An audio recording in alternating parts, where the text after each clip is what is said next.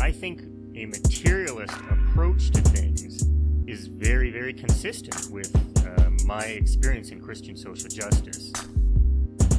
I feel like the deeper I get into anarchist practice, the deeper my faith is getting at the same time. I would hope that, securing means of life for all would be something all people of faith would say, oh yes, that's at the basis of what we believe. Those who are most marginalized know the most about the true, the good, and the beautiful. To me, it's less that I think building class solidarity is a bad thing, as much as it seems like if you don't attend to things like anti-Black racism, that's always going to get in the way of building class solidarity, actually. And when you go back, you find that a lot of revolutionary grassroots participatory movements, the precursors to what you could call the barrio assemblies and these grassroots neighborhood organizations, a lot of these were sponsored by the church. What does it mean to say that the Christian tradition is internally contradictory and there are antagonisms there and you're always being faithful to some aspects and betraying other aspects? Welcome to the Magnificast, a podcast about Christianity and leftist politics. I'm your co-host, Matt Bernico. And I'm your other co-host, pending debt forgiveness, Dean Detloff. Dean, what are you going to do after Dark Joe Biden? He's going to forgive $10,000 of your debt. What are you going to do with all that extra money that you're going to have lying around? Yeah, after Joe Biden forgives $10,000 of my debt, I am going to have to sort out what the new repayment structure means for the remaining many thousands of dollars I still have in my debt. So I guess that's what I'll do with all my time. Yeah, well, at least you'll have a little bit of money to sit on top of. You can prop yourself up and kind of get your posture right with those big stacks of cash as you figure out how much you still owe. That's right. The invisible numbers in the government's big box of invisible numbers will go into the smaller box of my loan company's invisible numbers, and that means my invisible numbers will get a little bit smaller. And I guess I'll appreciate that for sure. Well, folks, you heard it first here. Well, probably not. You heard it here maybe last. Joe Biden, he finally did it. He pulled the trigger, and now some student debts are forgiven. Forgetting is actually better because it does feel like an Armageddon moment for the right. Some student debts are forgiven. In the past few months, we've been talking about debt on and off. There's two things we like to talk about on this podcast, and it's ecological crises and debt. Those are the two topics we've really settled in on. Great at parties. Yeah, exactly. If people bring up either thing, we have a lot to say, but otherwise we're gonna be pretty quiet. So yeah, like I said, we talked about debt a lot in the past. We talked about it in terms of an ontological situation with David Graeber. We've talked about Jubilee and the IMF and the Global South and a movement to forgive debts kind of on that scale. But this time we've got to talk about something a little closer to home. That's right. It's Joe Biden and his big debt forgiveness scheme. So Joe Biden just announced a pretty big policy around the forgiveness of student debt, and the response has been, I think, pretty bonkers.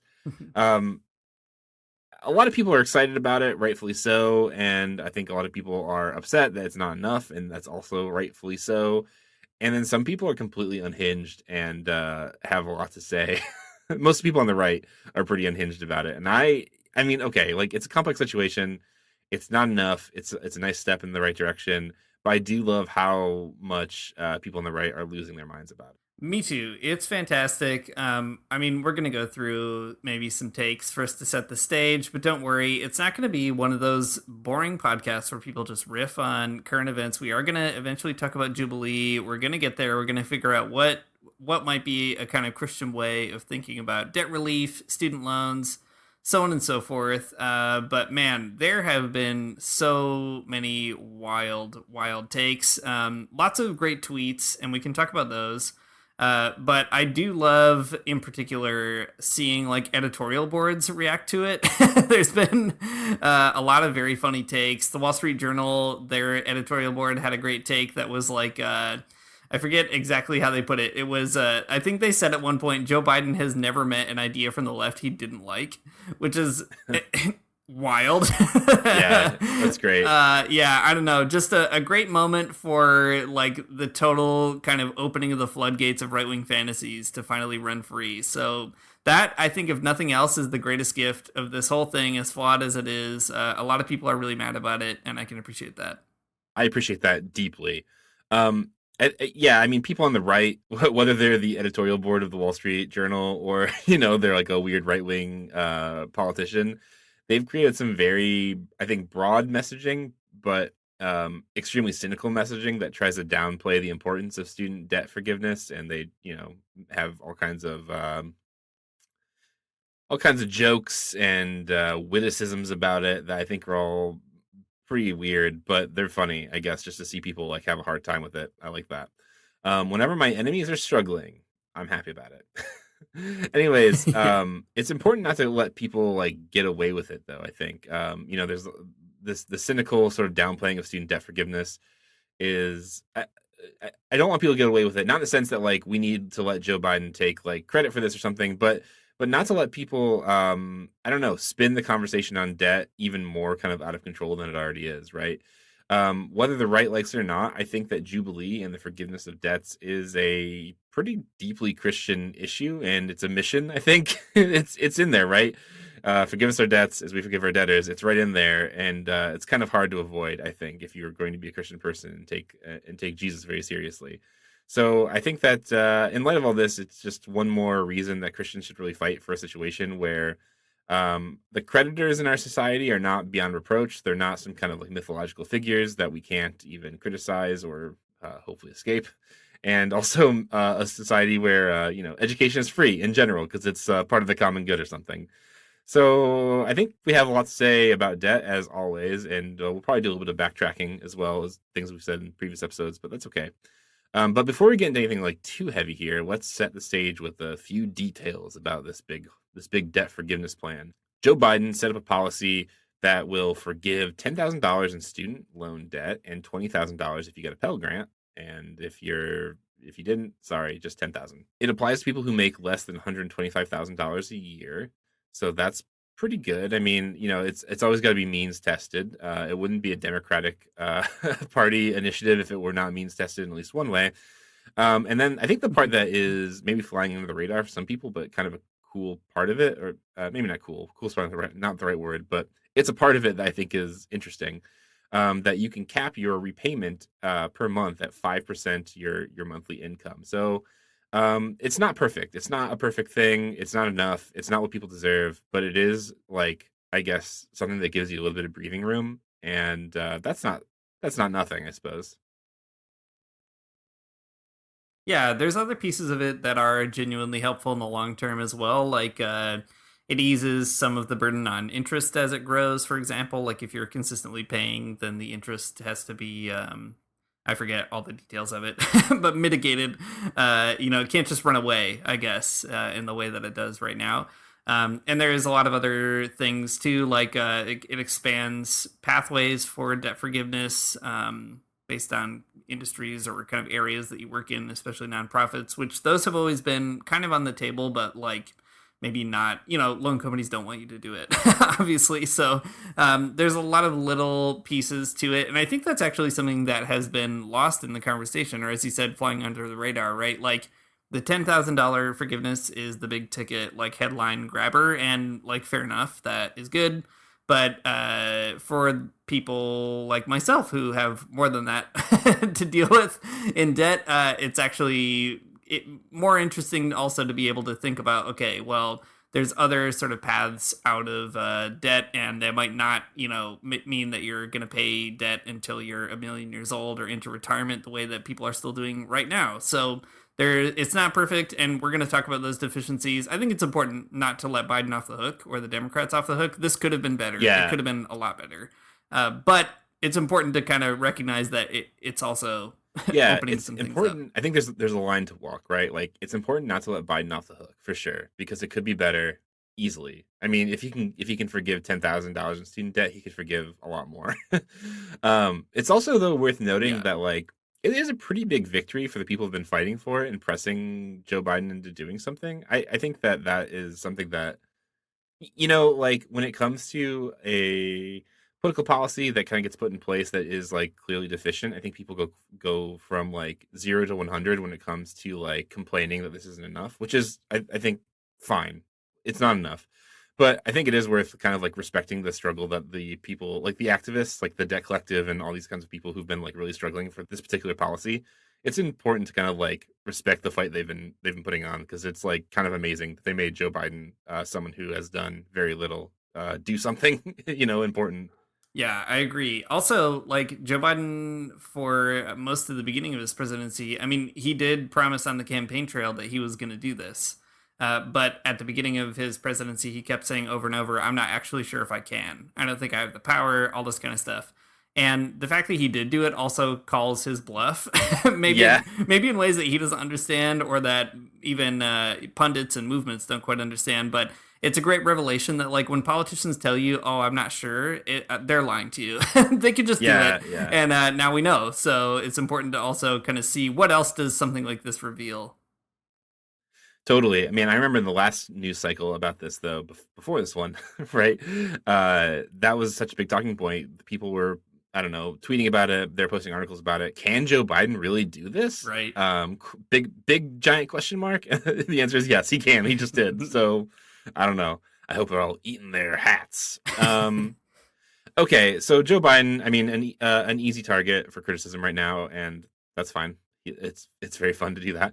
But let's talk about some of the right-wing response, because I think it's all extremely funny to see how bent out of shape people have gotten. Okay. So, Dean, I've collected a bunch of tweets, and I want to read them to you, and you can tell me what you think. You can give me great.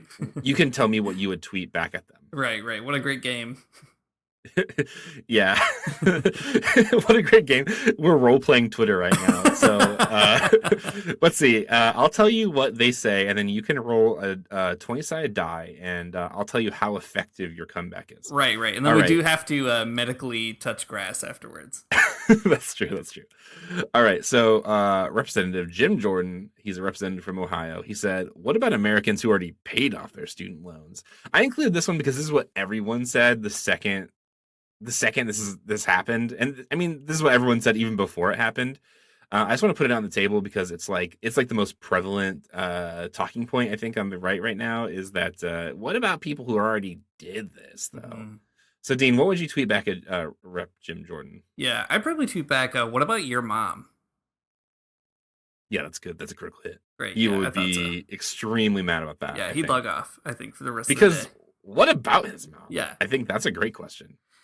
It's a great question, and it has always worked for me in the past in a variety of situations. I do think, though, this is, it's the talking point that is going around. What about people who already paid off their loans? There's other ones, too. Maybe you have some great tweets that kind of bring them up as well. But, like, the other takes, or the other kind of related take I've seen a lot is, what about the people who actually have to foot the bill for this, the taxpayer, and so on, which is kind of a roundabout way of saying the same thing, right? That there are some people who either already did the hard work to pay off their loans, and I guess they don't benefit from this policy. And I don't know, too bad for them, whatever.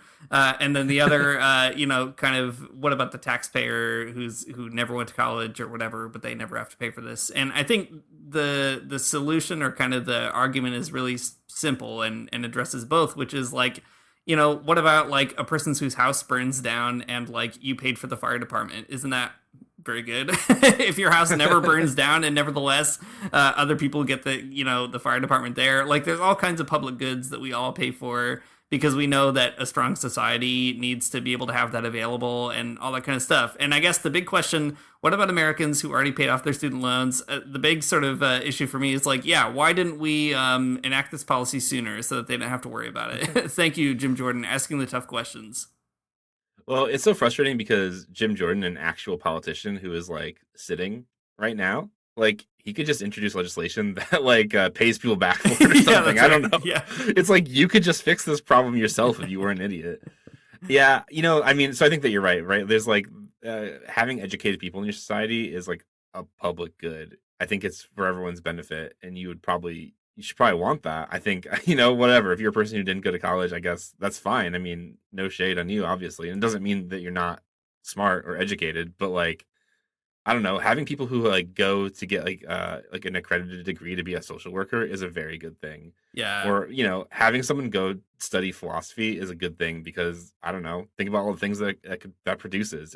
It's good. It's good that people learn things, I think, is my hot take. Yeah, I think it's a great hot take. And I think even more crass than that, like, it's also bad for a society to have so many people burdened down by a giant debt.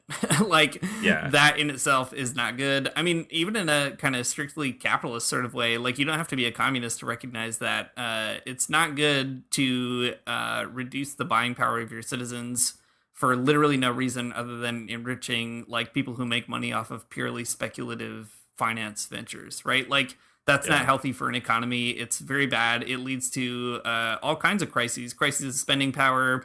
It leads to, just like really unhealthy, even capitalist kind of things that are going on. So it's like, even if you can't get someone around to the very good point that, like, it's good to have a culture that can produce educated people, and that's great. It's like, it's also bad to have a culture that just produces people who are overburdened by debt, and that's very bad. So we should all want that to change. Yeah, one more thing before I move on to the next one. I swear to God, I will move on. But what about Americans who already paid off their student loans is also just like bonkers because like I guess it just seems like so completely cynical and stupid because like politicians know, right, that not every single piece of legislation or every single policy decision is going to affect everyone universally, right? Yeah, like some people will just be affected and some people won't, and that's just like the nature of doing political stuff. Mhm. So it's like, I don't know, man. Why don't you know that? why is that not as obvious to you as it is to me? Okay, here's another one. This is from Eric Schmidt, who is the current Attorney General of Missouri, my state, and he's also running for U.S. Senate, and he's probably going to win. And I think this one is particularly egregious, and you'll see why in a minute. Eric Schmidt writes, Harvard and Yale should liquidate their endowments if the elites are serious about forgiving student debt. Why should the truck driver pay for the Ivy League doctor's unpaid debt? This shouldn't be working folks' burden. The Democrats are the party of, by, and for the elites. Mm-hmm. Mm-hmm. So what would you tell Eric Schmidt? Yeah, I mean, apart from saying, what about your mom? I guess I would say, that's implied. Implied, exactly. My second tweet would be, I guess I would want to say something like, the Democrats are the party of buying for the elites is a really ironic thing to say if you are a party who's literally going to bat for people paying back extremely rich creditors. Like, who's being defended in this tweet? It's not actually truck drivers. Truck drivers are not the the people of interest here. The people who benefit from the current debt regime are rich people. That's it. Elites. Those are the only people who benefit. Nobody else benefits from it. So why would you preserve that? If you're upset about elites, you would do everything in your power to say, this is actually very bad. We should change it. Yeah. As a longtime follower of Eric Schmidt, this is the thing he does quite a bit, is try to spin somehow that Republicans are a party of the working class. Mm-hmm. And it is it's a very funny thing to argue for Republicans in Missouri because they are literally responsible for reducing the minimum wage after it was raised right. in St. Louis. So it's like, they're the party of the working class, but they do want you to make less money than you should. Right. Yeah. So yeah, well, that's less to pay off other people's student loans, so I can understand. That's right. They don't need the extra money because they're not paying off anyone's student loans. Right. All right. How about this? This is from a representative from Indiana. His name is Jim Banks. This one's it's pretty brazen. Student loan forgiveness undermines one of our military's greatest recruitment tools at a time of dangerously low enlistments. I'd just be back. Yeah, man, exactly. Yeah. Man, I love having an army of people who the trade-off for learning how to murder someone is you get to go to college for free. Pretty incredible stuff there. I think it's great that he just he's exactly right. And but we just have different values, I think, on this issue. Yeah, it's wild. Like, there's a lot of literature out there about what they call the economic draft, that there's not a regular draft, but there's a kind of compulsion for poor people to join the military as a way of getting like upward class mobility and stuff like that. And you know what also frustrates me about that? Like, I won't say too much about this because it's not my story, but in my family, a handful of people have gone through exactly this. Like, didn't have a lot of money, had no prospects, no way of getting out of their economic situation, so they join the military, and whatever that they did what this guy says, right? The military promises a kind of economic future, including an education, and that was the motivating factor for them to join. But in the end, not one of those people ended up having a positive experience in the military, and they all got screwed when they did try to go to college, and they got so messed up from what they had to do or go through in the military that they couldn't succeed in college anyway. So it's like, it's also frustrating because not only is the economic logic behind a tweet like this extremely gross, but like, it's also a lie. I mean, the military, I'm sure it works for some people, whatever. They end up getting good desk jobs and they get an education and all that kind of stuff. But like, for my poor family who did join the military, it just ended up being bad and awful, and they didn't even get the benefit at the very end. So I don't know, good riddance, I guess. Get rid of it. Yeah, for sure. I mean, the United States military is a big imperialist machine. I don't have a lot of things that are nice to say about it. Though there's an organization in the United States I think is actually pretty interesting, called Veterans for Peace, that kind of speak out about the veterans affairs, like what happens to people after they come out of the military. And I think it's actually a really interesting organization that has a lot of good things to say. People come out of the military extremely jacked up. Yeah, and that's bad. It's bad, and I don't think free college should be a good way to entice people to learn how to kill other people. That's my hot take. A good take. Okay, here's another tweet, and this one's not from a political person. This is from everyone's favorite worship pastor, Sean Foyt. Great. So I got a kind of a good cross section here of people who are Christian father husbands, but also not solely politicians. So there's a worship pastor in here too. So that's great. Yeah. Sean Foyt writes. Though he did run for office. Okay, good point. This is not as diverse as a cross section as I thought previously. Sean Foyt says, "It's not student loan forgiveness; it's student loan transferal." Someone's finally saying it. Yeah, someone's finally saying it. Those of us who worked hard and were responsible to pay off our college loans are now picking up the tab for those who did not. There must be an election around the corner. Biden is buying votes. I love the last sentence of it. There must be an election around the corner. Like, you don't actually know. Like, he's not quite sure. You can literally Google it. Like, there's a bunch of primaries just like last week. And there must be an election around the corner. This is how Sean Foyt finds out. He doesn't get like a mailer or anything. He's just reading tea leaves. Yeah, exactly. He's reading the tea leaves, and kind of the signs of the time are telling him that Biden must be buying these votes. And I gotta tell you, he should have spent more money on him, Joe Biden. Votes. Yeah, you know what? Joe Biden can buy my vote. In fact, I encourage him to try to buy it. And I do have to warn him, I'm an expensive vote. I actually take quite a lot. This happens a lot in criticism of left-wing stuff. Like, I think it was maybe 2 elections ago in Venezuela. I remember when Maduro was running, there was all this stuff in like the bourgeois press about the food programs. I forget what it's called. There's an acronym for it, but it's like there's like these boxes of food and goods that the government has. CLAP, that's what it's called. They pass these out to people who need food and so on. And, it's like a really big food distribution program. It's very important in a time of economic crisis. So anyway, the government was expanding that program during the election, and people were accusing the PSUV of buying votes. And it's so funny because it's like, yeah, imagine that. You're a poor person and the government actually feeds you. You'd probably be like, I think we should probably stick with these ones. So it's a perfectly rational decision. And I think Joe Biden can actually work harder to buy my votes. I welcome that in my marketplace of ideas. Yeah, I think that's good. That's the thing about the left. We're all dirtbags that just want to eat a gas station pizza and drink a PBR. But when it comes to buying our votes, we are expensive people. That's right. So keep that in mind, Dark Brandon. Dark Brandon, indeed. So, okay, I think we've got a good sense here of the discourse. This is what's going on. It's what people are tweeting. They're saying it on the internet. They're saying it around the dinner table, I'm sure, on Facebook and so on. What is a Christian to do? And I think this was a moment where Matt and I were like, okay, we should talk about it. What should we say?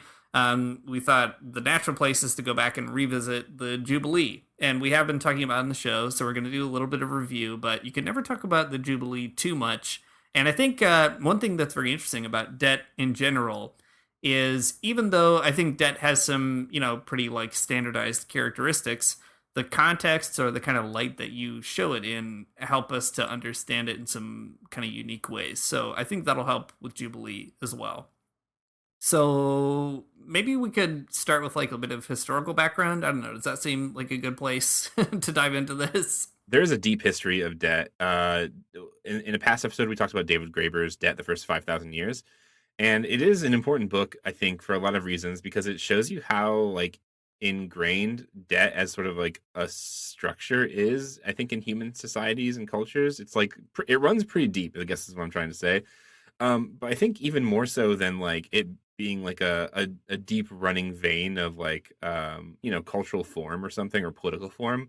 The thing that David Graeber points out that I always really enjoy and I think is relevant to this conversation is that like debt takes on this very ontological type of place in human culture and human society and our brains, where we always assume that we're indebted not just to like the government, but we're indebted to the people who've come before us, or we're indebted to some other type of like cosmic being in one way or another, right?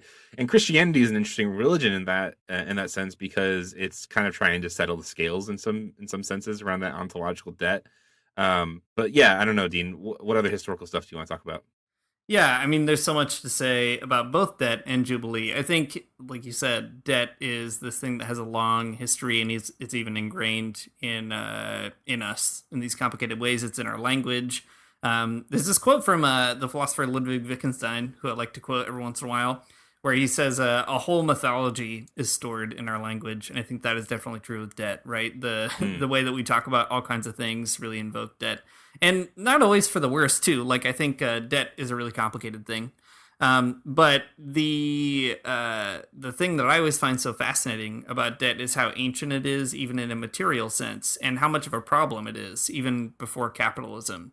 I think because we live in such a hyper debt and credit focused economy now, it can be maybe tempting to see that as like a unique feature of capitalism. And certainly it takes on a unique form and even a unique kind of like primary place in capitalism. But one of the kind of struggles of like, the merchant class and the capitalist class before it existed, the predecessors to the capitalist class, was actually trying to get people to like, get on board with debt in a big way. It was actually really hard because guess what? It's annoying. Debt is annoying. It sucks. Another great book that we talked about in the past was a book by Michael Hudson, who's a really fascinating guy. If you've never read anything by him, he has had a kind of wild career in finance, like working for banks, and is also like a weird leftist. So I don't know, lots of stuff going on. But he wrote this book called And Forgive Them Their Debts, and a bunch of other books too. But in this book, he really traces the concept of a jubilee historically, and he locates it before the Bible even. So jubilees are really fascinating because, in the Bible, we encounter them in Leviticus and Deuteronomy. But they're already present in like ancient Babylon or Assyria, like Hammurabi. Those codes have codes for debt release and so on.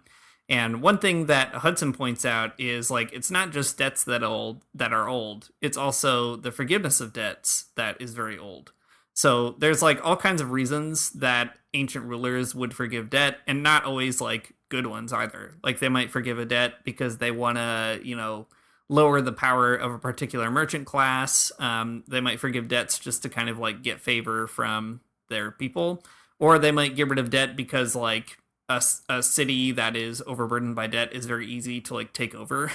So lots of, not so like good-willed reasons necessarily, but it was a really common practice anyway in the ancient world to be forgiving debts. And the Bible enters that conversation in its own particular way. We talked about that a bunch on the past episode, so you can hear more about that. But by the time you get to Jesus, he inaugurates this Jubilee year in Luke 4.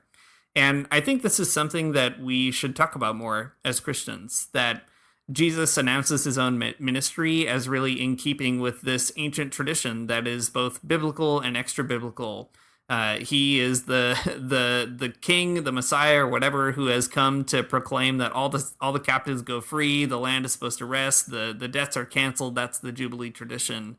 And what that means for us today in a society that is like so indebted that it is causing, crisis after crisis. I think it's important for Christians to kind of recognize that the Jubilee is not just an accident tacked on to Christianity or something that was like, oh, that's in the Old Testament, so it's not important. It's actually like a fundamental feature of how Jesus understood what he was doing. So it's good to maybe figure that piece out. Yeah, totally.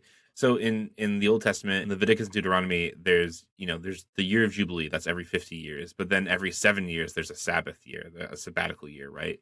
And the sabbatical years are like a mini Jubilee or something where you're supposed to, you're chilling out, you're just vibing with your family. You're not working the fields.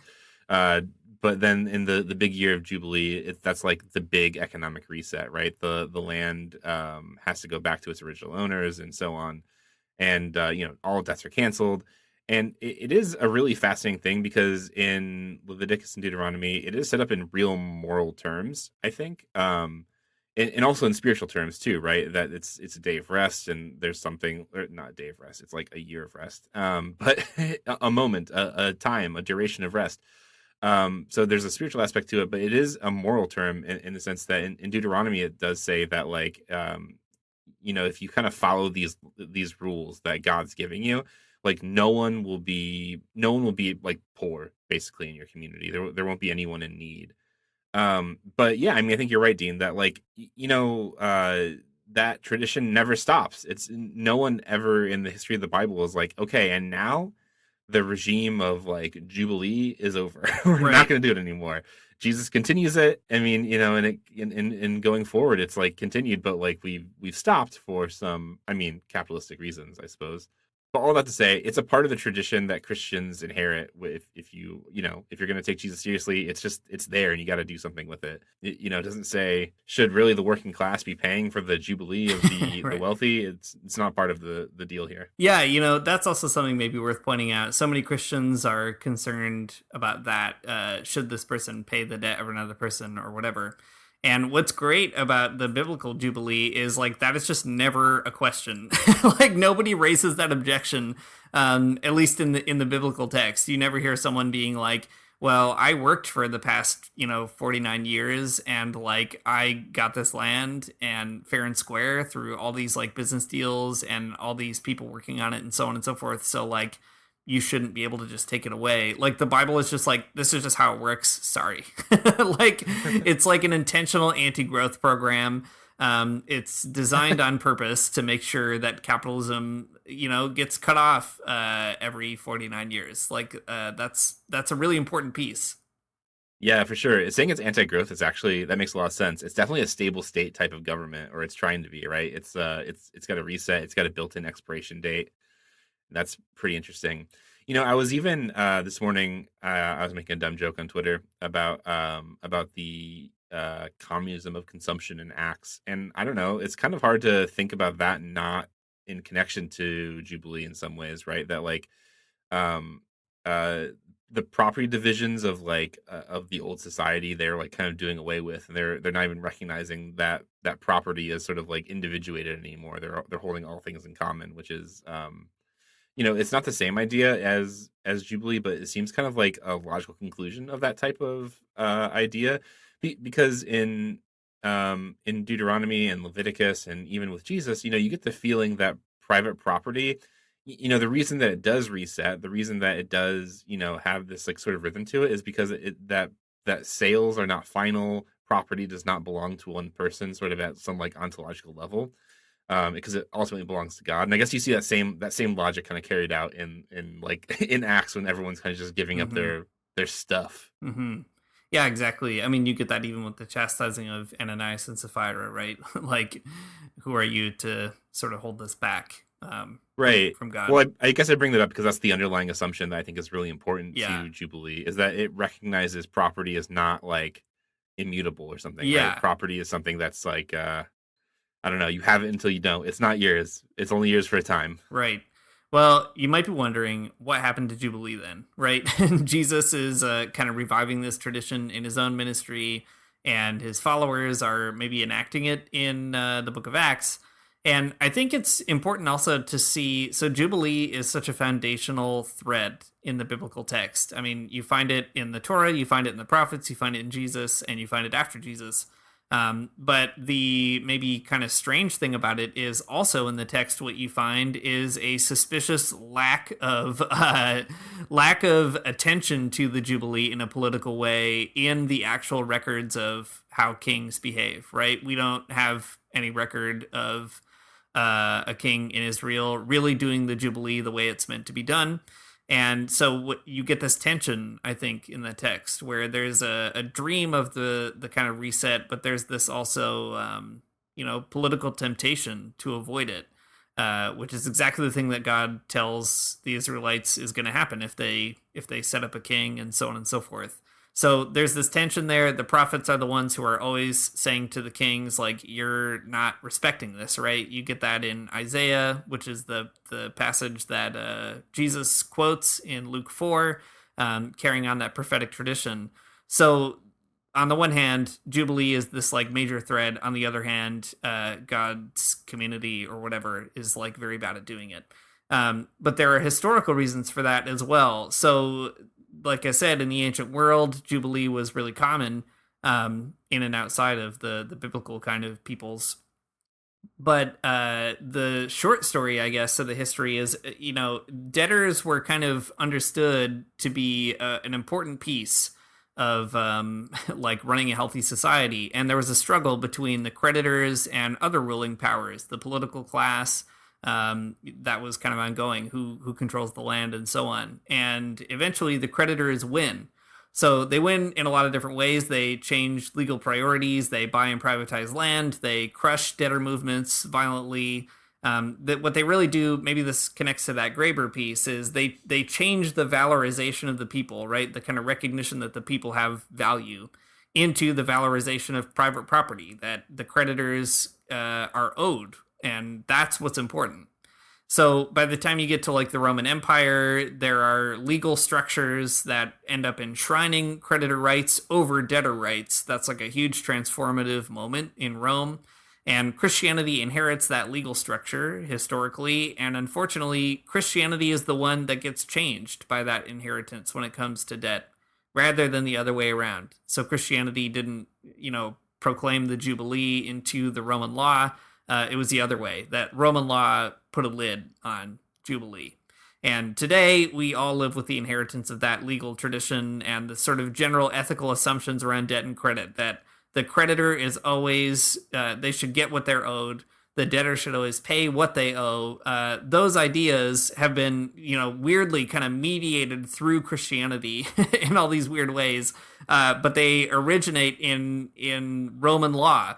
So it's this really complicated sort of story, and I think it's worth kind of seeing that tension between like the Jubilee. The story of the Bible itself is the story of initiating the Jubilee, and then seeing that have such a hard time get off the ground. And we're still in that situation, right? The Jubilee is still baked into our tradition, and nevertheless, we live in a situation where the people who it's politically expedient for them to not have a Jubilee. They're doing everything they can to fight against any sort of threat to that order. Yeah, that's right. I mean, that's a great way to kind of connect those dots.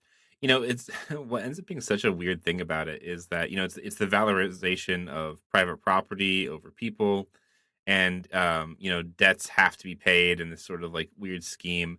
But it's such a weird thing that relies so heavily on class distinction because, when it comes to, I guess the thing that people are drawing out now is that the PPP loans that people like that small business owners got during COVID, like those were all forgiven, like like blanket forgiven. And, the same people now are complaining about student loans being forgiven. And I mean, I guess there's a difference because like the PPP loans were meant to be forgiven from the very beginning. But like, it's such a weird and I guess such a stark reminder that economics, especially in debt, I mean, in particular, the logic is enforced along class lines for sure, right? Like, student loans should be, I don't know, they should just be loans in the same way that are meant to be forgiven or something. It seems like so obvious to me. But I mean, like, I guess in other ways too, you kind of see the absurdity of it ring out, because I don't know, your student loans can be sold from one company to another company to collect them, like, for pennies on the dollar. And it's like, are they actually even worth the amount that they are making you pay? And it's like, I guess not really. I guess all I'm trying to say here is that the economic logics are like pretty loosey-goosey when it comes to debt repayment, and that there are some really strict rules for people who have to repay it, but some really slippery rules when it comes to like bourgeois creditors, or when it comes to like small business owners. That things change. We have different rules for those people. Totally. And there's been lots of things in the discourse too about like, okay, so the government bails people out all the time, rich people specifically, right? It bails out not even just PPP loan stuff, but the banks after 2008, all these kinds of things. And I think that's true.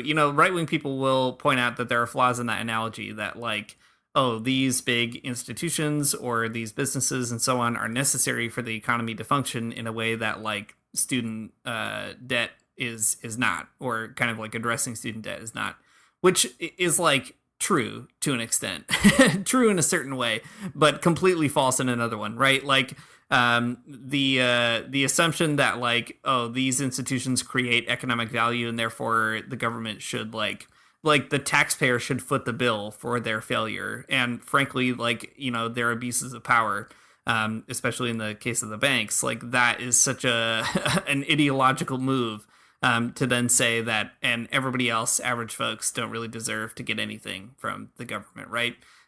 There's also all kinds of other stuff built into it, like the U.S. government, it can decide where it wants to get this money. Like Bernie Sanders is always going on and on about how you could just text Jeff Bezos and buy whatever you want, buy healthcare, buy student loans, and so on, right?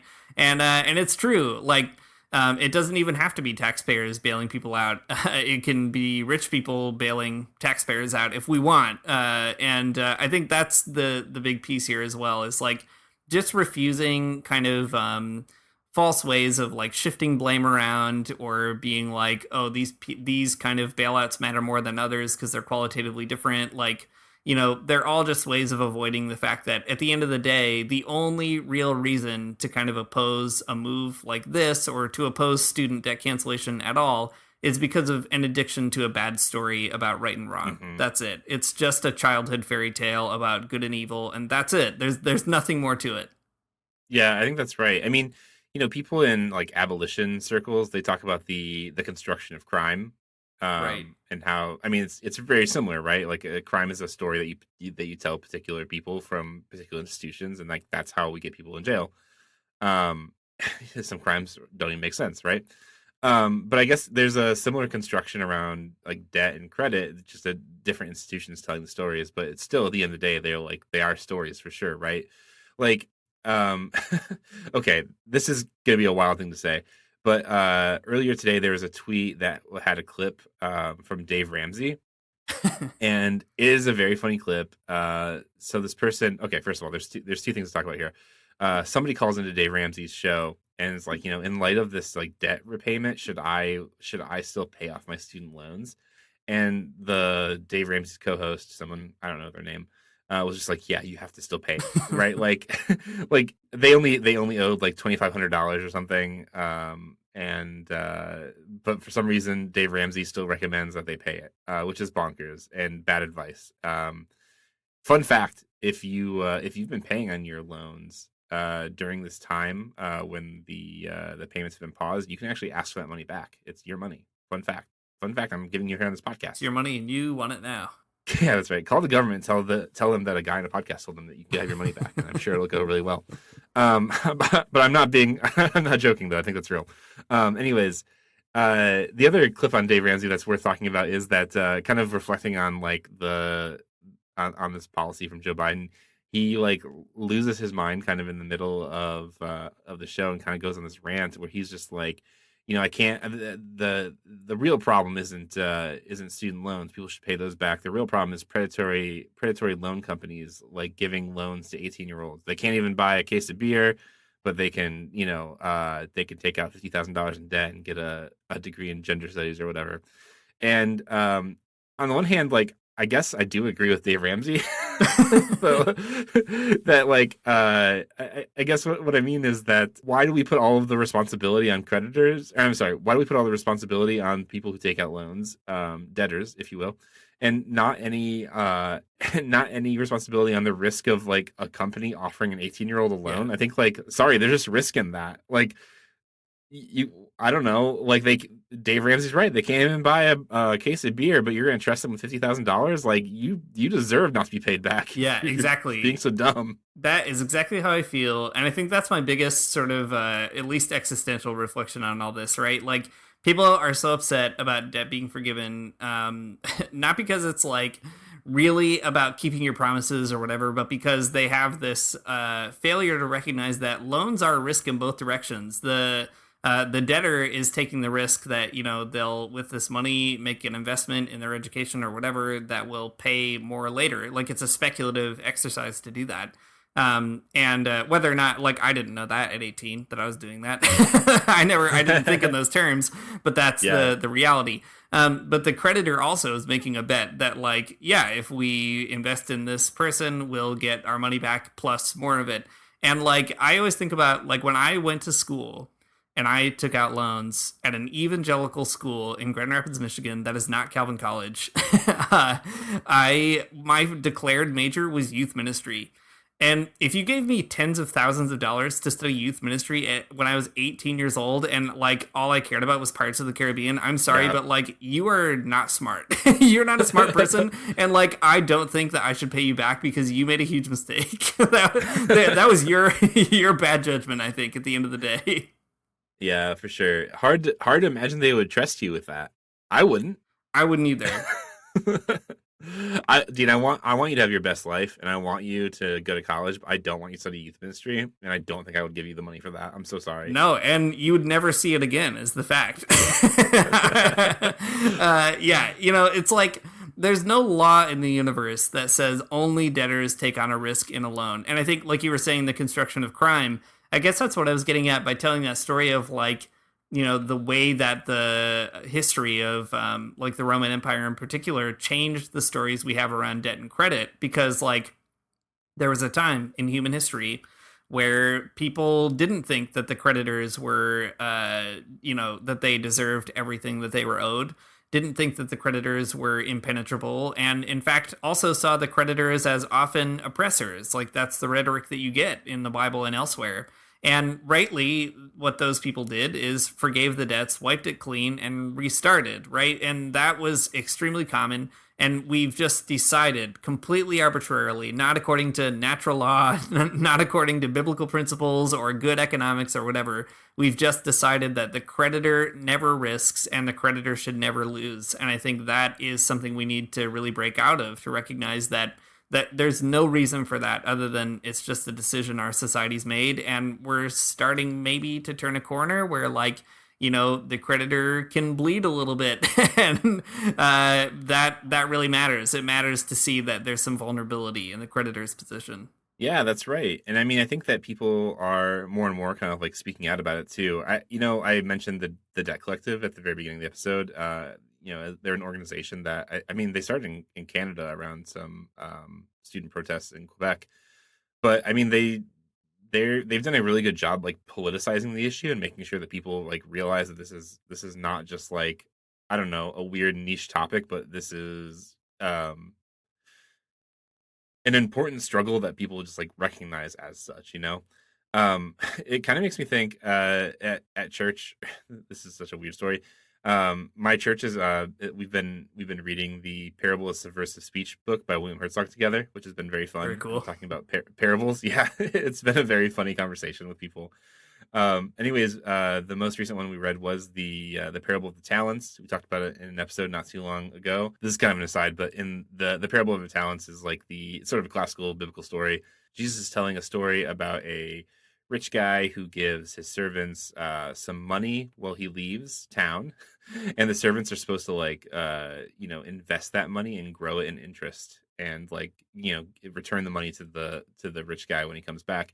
But the thing that Herzog adds to the story is that the way that they would have grown the interest of that money and made more money for their boss, I guess, was loaning was predatory loaning, was loaning it out to peasant farmers, and then the farmers would put their land up for collateral, and when they couldn't pay it back, then they seized their property. And I guess I don't know, it's interesting because there's not only is Jubilee kind of like an important biblical story, an important piece of the puzzle that we've stopped telling ourselves, but also there's this other sort of subversive reading of some of the parables where I don't know, the people that Jesus was talking to, Jesus was kind of warning them about this sort of subtly, Mm-hmm. all I'm trying to say here is that there's a pretty long tradition of Christians being pretty suspicious of people who are loaning them money. Mm-hmm, mm-hmm, exactly. Yeah. I mean, it's a whole nother episode too to talk about the history of usury and how I don't know, Dante puts the usurers, the creditors, in I think the 7th or 8th circle of hell. It's not a place you want to be in the Christian tradition for a long time. You don't want to be a creditor. And there's bad stuff involved in that too. Some anti-Semitism, that is extremely awful, constitutive of that. So it's not a pure tradition either. But nevertheless, Christianity is very suspicious in general of getting a leg up by exploiting somebody else in terms of speculative, betting on the future, betting on their ability to make you money. That's not a good way to be in the world. It's true. Someone's got to tell Sean Foyt. Yeah, someone's got to tell Sean Foyt a lot of things. So yeah, debt forgiveness. I think, this thing about Biden's plan, it is a half measure. And I promise we're going to get to the criticism side, and I think we should. It's important maybe in criticizing it to not lose what it does mean, as we've been saying. I think there's a temptation to say okay, this is totally useless. It's, I don't know, a flash in the pan, whatever. That is not true. Not true at all. But it is important to also say we don't have to go out of our way to praise Joe Biden or be aha, he has successfully bought our vote. That's all, bought our votes. That's all I was worth the whole time. Joe Biden, $10,000 was a very low compromise. The numbers that were getting tossed around, even during the Democratic primaries, by Bernie Sanders and Elizabeth Warren, were closer to 50,000. It's at times a universal forgiveness, all that kind of stuff. So, at the end of the day, Biden chose actually a very conservative way of kind of delivering on this. And when we think about the history of Jubilee, I think it's important to be it's cool. It's very cool that now we've got some vulnerability among the creditors. But it's not as cool as it could be. As far as Jubilee rulers go, Biden is really stingy. He's not doing Jubilee the way that the ancient kings would have done in the interest of the people against the bloated power of the creditors. And I think as Christians on the left, this is the moment to also say we have to really dislodge the rule of the creditors. The creditors, the capitalists, are the ones who basically have the rest of us stuck. And it's with student debt, it's with other things too. We've talked about the global debt regime in the past. There's all kinds of stuff people can read too about the rise of the credit economy. This is kind of an aside, but I remember when I was first really learning about political economy, I was listening to a David Harvey lecture about wages, and he was talking about how one of the big deals that was made with the working class, basically, deals being an ironic term, is in the 70s into the 80s, wages started to stagnate. And that actually creates a problem for capital, because if your wages aren't going up, you can't buy stuff. And so how do you solve that without raising wages and therefore, keeping more of the surplus value that you have? You solve it by doling out credit cards, right? So people can keep spending money they don't have, betting against the future that they will never actually arrive or achieve.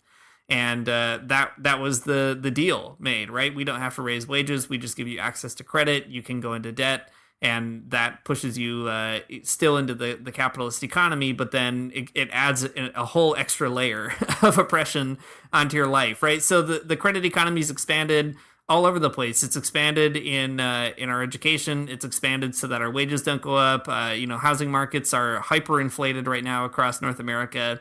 And I think this is the moment for Christians to be like, Jubilee means no half measures. It means push it further and further, right? So like seeing this as maybe an opening to push, to kind of not say we want to be satisfied with this, but like we want to be like, thank you for opening the door. That's great. But now we have to like push that door all the way open, not just a crack.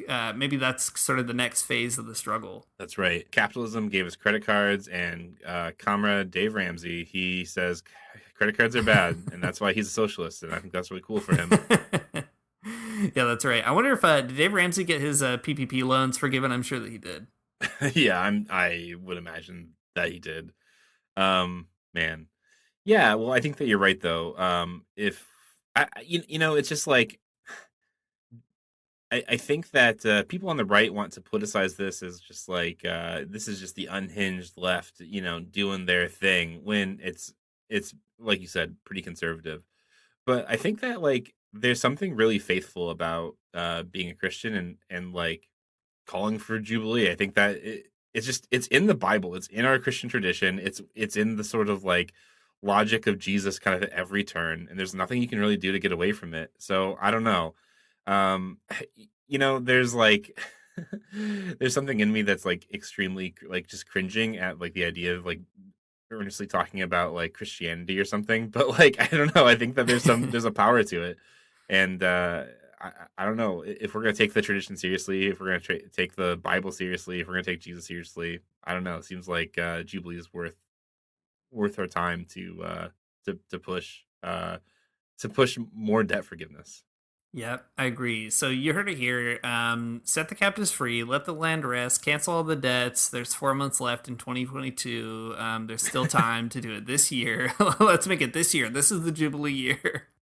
Thanks for listening to the Magnificast. If you like what you heard, you can support us on Patreon at patreon.com/the Magnificast. You can help me pay off my student loans. Unless you have student loans yourself.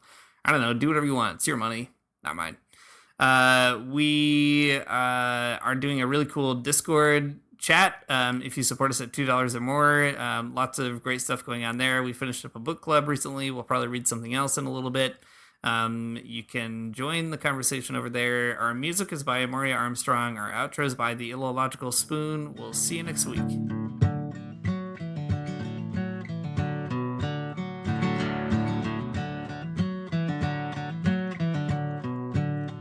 I don't wanna get up for church in the morning, souls alive. Heaven come to earth and there won't be no church. We'll meet down by the riverside. There we'll swim with all creation. Never get tired, never bored. Don't worry, someday there'll be no dam between us and our Lord.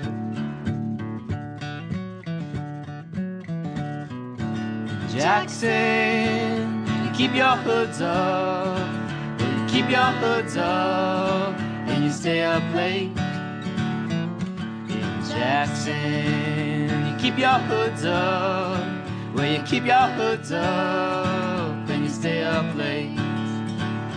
Oh, don't mind a cold night, but we might mind if you leave too soon. So come on now, it's still early. At least I would else.